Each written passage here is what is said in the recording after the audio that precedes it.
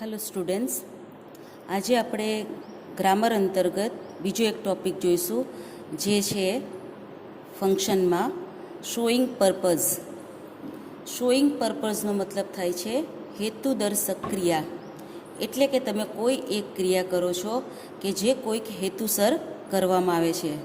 ઉદાહરણ તરીકે તમે સ્કૂલે જાઓ છો કે જેથી તમે સારું શિક્ષણ મેળવી શકો. તમે બજારમાં જાઓ છો તો ખરીદી કરવા માટે જાઓ છો, એટલે કે કોઈ એક ક્રિયા કરવા માટે કોઈક હેતુ હોય છે. તો એ હેતુ દર્શાવવા માટે અહીંયા આપણી પાસે કેટલાક શબ્દ આપેલા છે કે જેની ઓળખ તમે ફંક્શન આઈડેન્ટિફિકેશનમાં પણ કરી શકો છો, અને કમ્પ્લીટ ધ સેન્ટેન્સ બનાવતી વખતે તમે આ શબ્દોનો ઉપયોગ કરી શકો છો. આમ તો આ 7 શબ્દો છે કે જેમાં છે પહેલું ટુ, બીજા ક્રમે છે ઇન ઓર્ડર ટુ, ત્રીજા ક્રમે છે વિથ અ વ્યૂ ટુ, ચોથા ક્રમે છે ફોર, પાંચમા ક્રમે છે સો ધેટ, છઠ્ઠા ક્રમે છે ઇન ઓર્ડર ધેટ, અને સાતમા ક્રમે છે ધેટ. આ બધા શબ્દોથી તમે પર્પઝ દર્શક એટલે કે હેતુદર્શક ક્રિયા બતાવી શકો છો. આ ઓળખ માટે એટલે કે તમારે જે આઈડેન્ટિફિકેશન કરવાનું છે ફંક્શન, એના માટે ઉપયોગી થશે. હવે કમ્પ્લીટ ધ સેન્ટેન્સમાં તમે એને કેવી રીતના બનાવશો, તો એના માટે આપણે એક નિયમ યાદ રાખીએ કે જો તમે વાક્યમાં તમને સૂચના આપેલી હોય કે ટુથી બનાવો અને શોઈંગ પર્પઝ હોય, અથવા ઇન ઓર્ડરથી બનાવો અને શોઈંગ પર્પઝ સૂચના આપેલી હોય, તો તમારે મૂકવાનું છે પહેલી ક્રિયા પછી ટુ પછી V1. V1નો મતલબ છે મૂળ ક્રિયાપદ મૂકવાનું રહેશે તમારે. જો તમે વાક્યને વિથ વ્યૂ ટુ સૂચના આપેલી છે અથવા ફોર સૂચના આપેલી છે અને એનાથી બનાવો છો વાક્યને, તો તમારે વાક્ય પછી મૂકવાનું છે વી પ્લસ આઈએનજી, એટલે કે ક્રિયાપદને આઈએનજી મૂકીને તમારે વાક્ય આગળ પૂરું કરવાનું છે. હવે ત્રીજી પ્રકારની વાક્ય રચના કે જેમાં છે સો ધેટ, ઇન ઓર્ડર ધેટ અને ખાલી ધેટ. આ ત્રણે પણ પર્પઝ જ દર્શાવે છે. એ વાક્ય બનાવતી વખતે ધ્યાન રાખવાનું કે જે પહેલી ક્રિયા થઈ છે એના પછી તમારે આ ત્રણમાંથી જે શબ્દ તમને સૂચનામાં આપેલો હોય એ મૂક્યા પછી તમારે મૂકવાનું છે કર્તા, જે તમને આગળના વાક્યમાં આપેલો જ હશે તેનો આધાર લઈને કર્તા મૂકશો. જો વાક્ય વર્તમાન કાળમાં હોય તો તમે મૂકશો કેન. જો વાક્ય ભૂતકાળમાં હોય તો તમે મૂકશો કુડ. એટલે કે મોડલ ઓક્ઝિલરી ફરજિયાત તમારે સો ધેટ, ઇન ઓર્ડર ધેટ અને ધેટવાળા વાક્યમાં મૂકવાનું રહેશે. અને એની સાથે મૂકવાનું રહેશે મૂળ રૂપ. એટલે કે તમારી વાક્ય રચનામાં સો ધેટ, ઇન ઓર્ડર ધેટ અને ધેટ દેખાય એટલે કરતા, પછી જો વર્તમાન કાળ હોય તો કેન અને પછી મૂળ રૂપ, અને જો ભૂતકાળનું વાક્ય હોય તો કરતા પછી કુડ અને પછી મૂળ રૂપ કરીને તમારે આગળ વાક્ય કમ્પ્લીટ કરવાનું રહેશે. હવે આ 7 વાક્ય રચનાને આપણે એક ઉદાહરણ સાથે જોઈએ. મેં એક કોમન જ વાક્ય લીધું છે કે જેથી તમને સમજવામાં અને વાક્ય રચના બનાવવામાં ખૂબ મદદરૂપ થાય. અહીંયા તમને વાક્ય આપેલું છે હી વર્ક્સ હાર્ડ, એટલે કે સાદા વર્તમાન કાળનું વાક્ય આપેલું છે. ક્રિયાપદને SES હોય તો આપણે ખ્યાલ આવે છે કે એ વર્તમાન કાળ છે. તે મહેનત કરે છે. હવે શું કામ મહેનત કરે છે, તો એના માટે તમે ખાસ એક ધ્યાન આપજો. આગલા વિડીયોમાં પણ મેં તમને કહ્યું હતું એ પ્રમાણે કે જો આર્ટ્સ અને કોમર્સના સ્ટુડન્ટ્સ હશે તો એને સૂચના બ્રેકેટમાં આપેલો એક આઈડેન્ટિફિકેશન વર્ડ હશે, અને પછી તમને બ્રેકેટમાં સાથે સૂચના આપેલી હશે શોઈંગ પર્પઝ અથવા એક્સપ્રેસિંગ પર્પઝ અથવા ઇન્ડિકેટિંગ પર્પઝ, એવો શબ્દ કોઈ પણ આપેલો હશે. જ્યારે સાયન્સને જ્યારે આ પૂછાય છે 1 માર્ક્સ આઈડેન્ટિફિકેશનમાં કે કમ્પ્લીટ ધ સેન્ટેન્સમાં, ત્યારે તમને આ કાઉન્સમાં આપેલો શબ્દ આપેલો નહીં હોય, માત્ર સૂચના હશે શોઈંગ પર્પઝ અથવા ઇન્ડિકેટિંગ પર્પઝ અથવા એક્સપ્રેસિંગ પર્પઝ આપેલો હશે. અત્યારે વિડીયો કોમન બનતો હોવાથી આર્ટ્સ અને સાયન્સના બંનેના સ્ટુડન્ટ્સને હું આ સૂચના આપું છું, એટલે ખાસ ધ્યાનમાં લેવી. હાલો આપણે આવીએ ઉદાહરણ પર કે જેમાં લખ્યું છે હી વર્ક્સ હાર્ડ. તો હી વર્ક્સ હાર્ડથી આપણે વાક્ય પહેલાંથી બનાવીએ ટુથી, તો વિરુદ્ધ પર્પઝથી બનાવીએ છીએ. તો શું મૂકીશું આપણે, તો હી વર્ક્સ હાર્ડ. હવે તે મહેનત કરે છે, શાના માટે મહેનત કરે છે, તો કે ભાઈ તે સારા માર્ક્સ મેળવવા માટે મહેનત કરે છે. તો સારા માર્ક્સ માટે મેળવવું એક ક્રિયાપદ છે, તો આપણે મૂકીશું હી વર્ક્સ હાર્ડ ટુ, પછી આપણે નિયમ પ્રમાણે V1 મૂકવાનું છે, અને V1નો મતલબ થાય છે ક્રિયાપદ, મૂળ ક્રિયાપદ. તો ક્રિયાપદ છે મેળવવું, તો આપણે મૂકીશું ટુ ગેટ એટલે કે હી વર્ક્સ હાર્ડ ટુ ગેટ, પછી આપણે મૂકીશું સારા માર્ક્સ, તો એના માટે મૂકીશું ગુડ માર્ક. બરાબર છે. તો આપણે લખીએ છીએ કે હી works hard two gate good marks. સારા માર્ક્સ મેળવવા માટે તે મહેનત કરે છે. તો આ વાક્ય રચના થઈ પહેલાંનું ટુથી. હવે આપણે જોઈએ બીજો, એટલે કે ઇન ઓર્ડર ટુ. આપણે કીધું એ પ્રમાણે કે વાક્ય રચના સરખી જ છે, તો એમાં મૂકીશું હી વર્ક્સ હાર્ડ, પણ શબ્દ બદલાશે, તો એમાં મૂકીશું ઇન ઓર્ડર ટુ. તો ઇન ઓર્ડર ટુ પાછો ફરીથી નિયમ છે કે આપણે ક્રિયાપદનું મૂળ સ્વરૂપ મૂકીશું, તો બનશે જવાબ હી works hard in order two gate good marks. હવે છે ત્રીજું, એટલે કે વિથ અ વ્યૂ ટુને લઈશું. તો હી વર્ક્સ હાર્ડ, તે મહેનત કરે છે, તો મૂકીશું વિથ અ વ્યૂ ટુ. હવે ક્રિયાપદને આપણે આઈએનજી લગાડીશું, તો ક્રિયાપદ કયું છે આપણું? મેળવવું, ગેટ. તો આપણે મૂકીશું with a view to getting good marks. સમજાય છે ને વિદ્યાર્થી કે તમારે વિથ અ વ્યૂ ટુ પછી વર્બને આઈએનજી લગાડવાનું છે, બરાબર.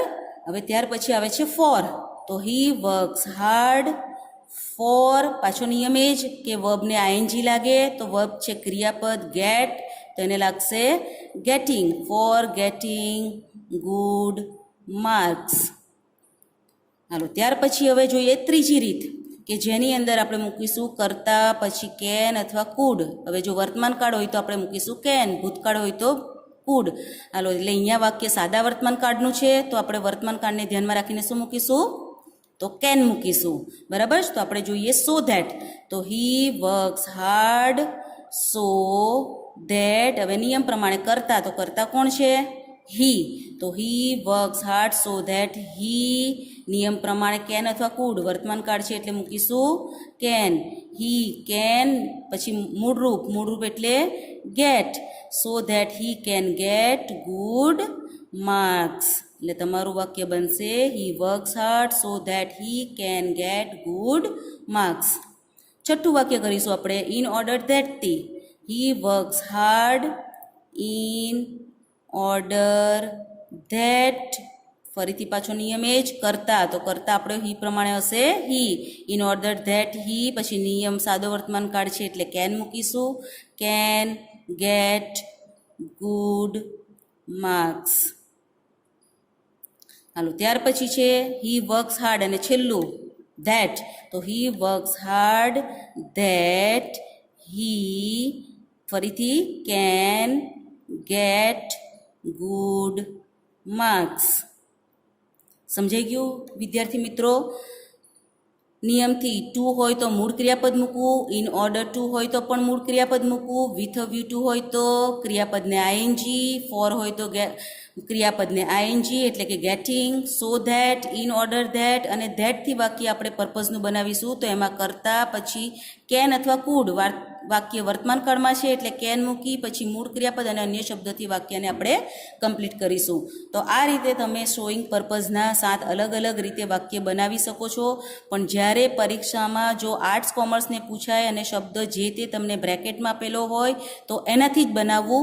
અને સાયન્સના સ્ટુડન્ટ્સ માટે ખાસ ધ્યાનમાં રાખો કે તમને માત્ર ખાલી સૂચના આપેલી છે બ્રેકેટમાં કે શોઈંગ પર્પઝ, તો તમે આ 7માંથી કોઈ પણ એક વાક્ય રચના તમને જે અનુકૂળ હોય એ રીતે બનાવી શકો.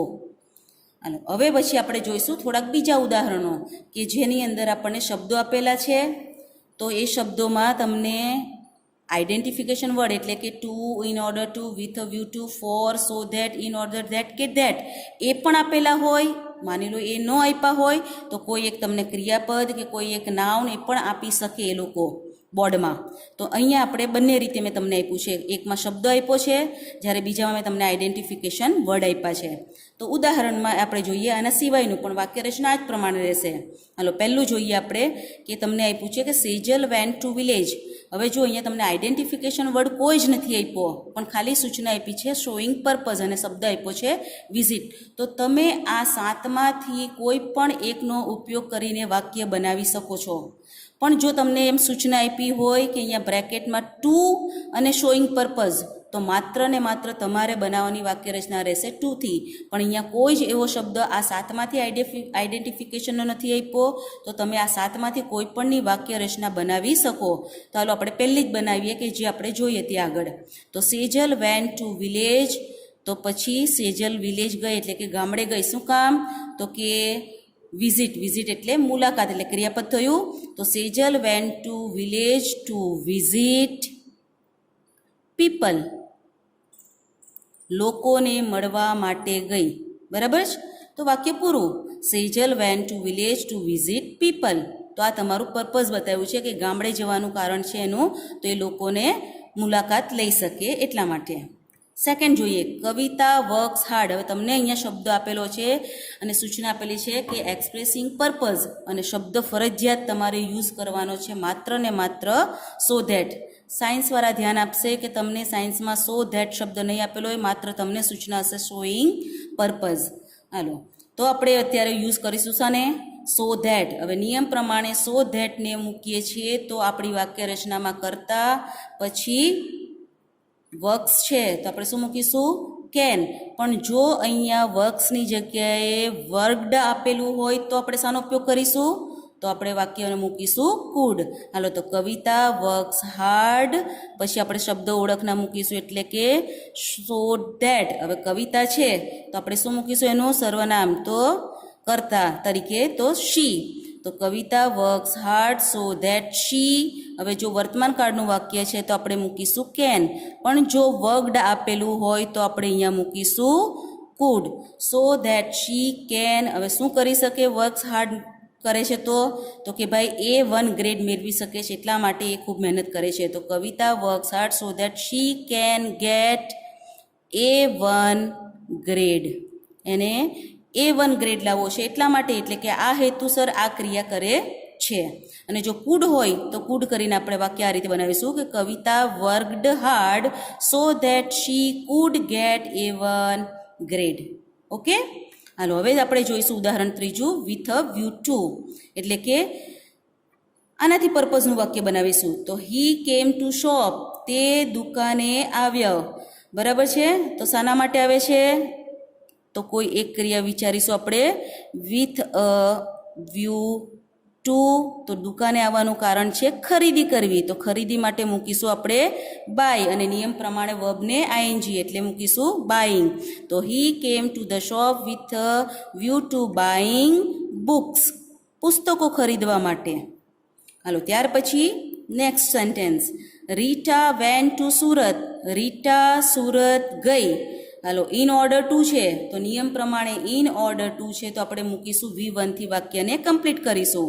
એટલે કે Rita went to Surat in order to. હાલો, ઇન ઓર્ડર ટુ શું છે? તો કે ભાઈ V1. તો ઇન ઓર્ડર ટુ તો મીટ. હવે રીટા છે તો આપણે મૂકીશું હર, અને ફ્રેન્ડ્સ, તેના મિત્રોને મળવા માટે તે સુરત ગઈ. તો Rita went to Surat in order to meet her friends. હવે મિત્રો થોડુંક ધ્યાન રાખો કે અહીંયા તમને ખાલી ઇન ઓર્ડર ટુ શબ્દ આપ્યો છે, એટલે પાછળની કર્તાની અને અન્ય શબ્દોની ક્રિયા તમને જે અનુકૂળ આવે, તમને જે મગજમાં ઉતરે એ લખી શકો છો. તમે એમ પણ લખી શકો છો કે Rita went to Surat in order to face interview, એમ પણ લખી શકો છો.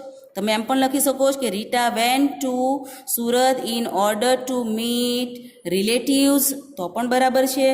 તમને બધાને જે તમારા મગજમાં આવે તે વાક્યને તમે કમ્પ્લીટ કરી શકો છો, પણ નિયમ માત્ર એટલો કે ઇન ઓર્ડર ટુ હોય તો તમારે V1 મૂકવાનું રહેશે. હાલો, હવે પછીના બે પાછા મેં તમને વાક્યો આપેલા છે કે આઈ વિઝિટેડ ધ ઝૂ. મેં ઝૂની મુલાકાત લીધી. હવે વાક્ય છે વિઝિટેડ છે એટલે કે ભૂતકાળનું છે, તો આપણે શાનો ઉપયોગ કરવાનો છે? ધેટનો. તો ધેટનો ઉપયોગ કરીશું એટલે શું મૂકીશું? કેન કે કુડ? હા, કુડ મૂકીશું કારણ કે ભૂતકાળ છે, તો કુડથી આપણે વાક્યને કમ્પ્લીટ કરીશું. હવે હું મુલાકાત લઉં છું તો પાછળની ક્રિયા પણ કોણ કરશે? તો કે હું જ, એટલે કે ધેટ પછી કરતા પણ કોણ બનશે? તો હું જ બનીશ, અને એ રીતે તમે વાક્યને કમ્પ્લીટ કરશો. દે વેન્ટ ટુ બાઝાર. તેઓ બજાર ગયા. ઇન ઓર્ડર ધેટ આપેલું જ. ઇન ઓર્ડર ધેટનો મતલબ થાય છે તમે શાનો ઉપયોગ કરશો કરતા પછી? કેન કે કુડ?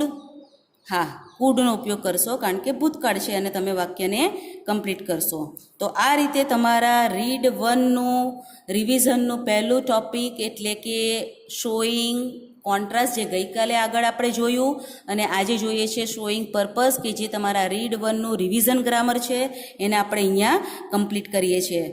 ન સમજાય તો મને તમે ગ્રુપમાં પણ પૂછી શકો છો. બીજું કે આ જ વાક્યને મેં તમને જે અત્યારે અહીંયા રિવાઇઝ કરાવ્યા છે જે રીતે આપણે એક જ પ્રકારના વાક્યના અલગ અલગ જવાબ બનાવ્યા, તો મારી તમને બધા સ્ટુડન્ટ્સને રિક્વેસ્ટ છે કે તમે આ બધા વાક્યો પણ એ જ રીતે હોમવર્કમાં કરો. ન સમજાય તો મને કોલ કરીને પૂછશો અથવા હું તમને તમારા કોમેન્ટ્સમાં જવાબ આપીશ. એટલે કે અહીંયા ટુનો ઉપયોગ કર્યો છે તો આપણે ટુ સિવાય ઉપયોગ કરીશું in order to, with a view to, for, so that, in order that અને ધેટ. અહીંયા સો ધેટ છે તો એનો મતલબ આપણે બનાવીશું to, in order to, with a view to, for, in order that અને ધેટ. એટલે ટૂંકમાં એકના આપણે બીજા 6 જવાબ બનાવીશું અને અહીંયા તમને હોમવર્ક 7 વાક્યોનો આપું છું. એટલે આ તમે પ્રેક્ટિસ કરશો એટલે સાવ સહેલું તમને આ ટોપિક થશે કે જેમાં તમે બોર્ડમાં 1 માર્ક્સ ખૂબ સહેલાઈથી પ્રાપ્ત કરી શકો છો. ફરીથી એકવાર છેલ્લે ટુ અને ઇન ઓર્ડર ટુ હોય તો તરત જ V1 મૂકવું એટલે કે મૂળ ક્રિયાપદ મૂકવું. વિથ અ વ્યૂ ટુ અને ફોર હોય તો વર્બને આઈએનજી કરી મૂકવું. સો ધેટ, ઇન ઓર્ડર ધેટ અને ધેટ હોય તો કરતા પછી જો વર્તમાન કાળ હોય તો કેન, ભૂતકાળ હોય તો કુડ અને મૂળ રૂપ કરી અન્ય શબ્દ કરીને વાક્ય તમારું કમ્પ્લીટ કરવાનું રહેશે. એટલે ધોરણ 12નું ફર્સ્ટ રીડનું આ ગ્રામર અહીંયા રિવાઇઝનું આપણે પૂરું કરીએ છીએ. Thank you students.